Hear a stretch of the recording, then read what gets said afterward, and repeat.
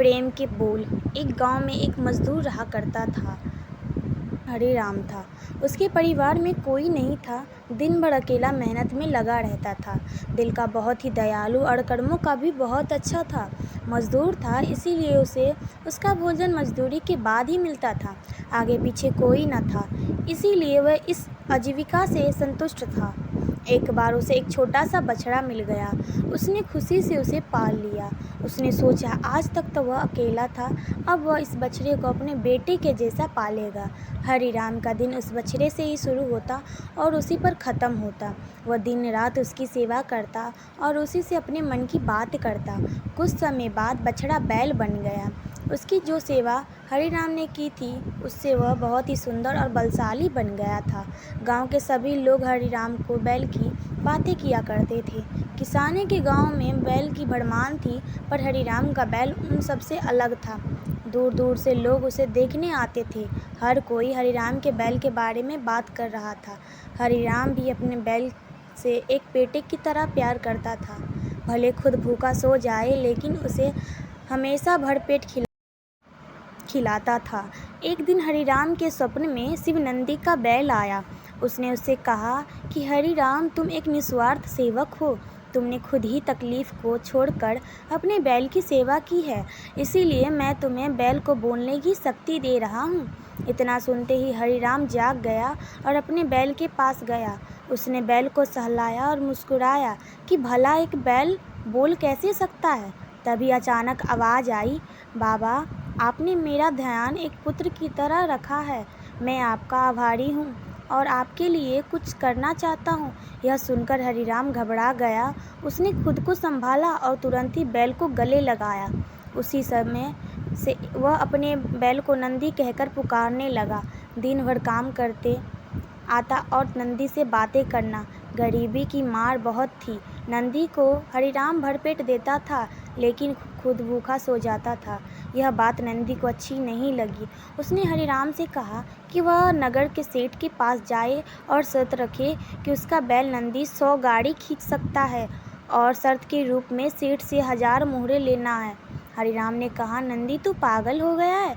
भला कोई बैल इतना भार वहन कर भी सकता है? मैं आपके जीवन में खुश हूँ, मुझे यह नहीं करना। लेकिन नंदी के बार बार आग्रह करने पर हरिराम उसकी बात माननी पड़ी। एक दिन डरते डरते हरिराम सेठ दीनदयाल के पास घर पहुँचा। दीनदयाल ने उससे आने का कारण पूछा।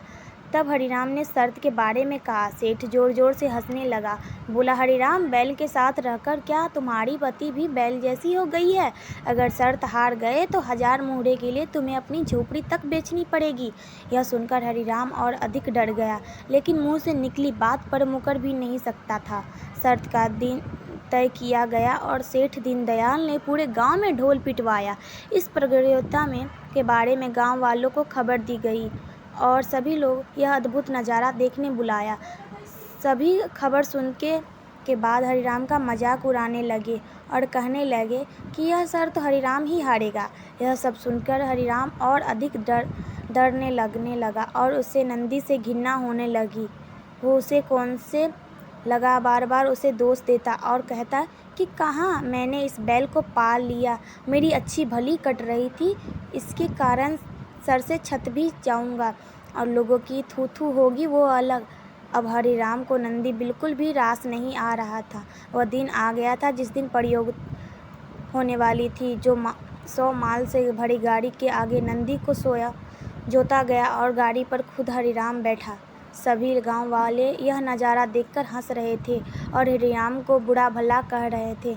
हरिराम ने नंदी से कहा, देख, तेरे कारण मुझे कितना सुनना पड़ रहा है। मैंने तुझे बेटे के जैसा पाला था और तूने मुझे सड़क पर लाने का काम किया।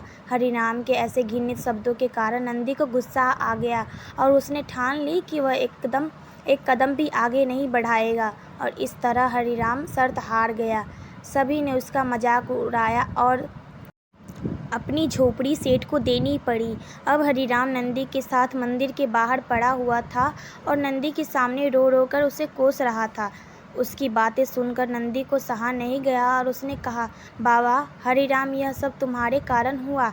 यह सुन हरिराम चौंक गया। उसने गुस्से से पूछा कि क्या किया मैंने? तुमने भाग खा रखी है? क्या? तब नंदी ने कहा कि तुम्हारे प्रेम के बोल के कारण ही भगवान ने मुझे बोलने की शक्ति दी और मैंने तुम्हारे लिए यह सब करने की सोची, लेकिन तुम उल्टा मुझे ही कोसने लगे और मुझसे भला बुरा कहने लगे। तब मैंने ठानी कि मैं तुम्हारे लिए कुछ नहीं करूँगा, लेकिन अब मैं तुमसे फिर से कहता हूँ कि मैं 100 गाड़ियाँ खींच सकता।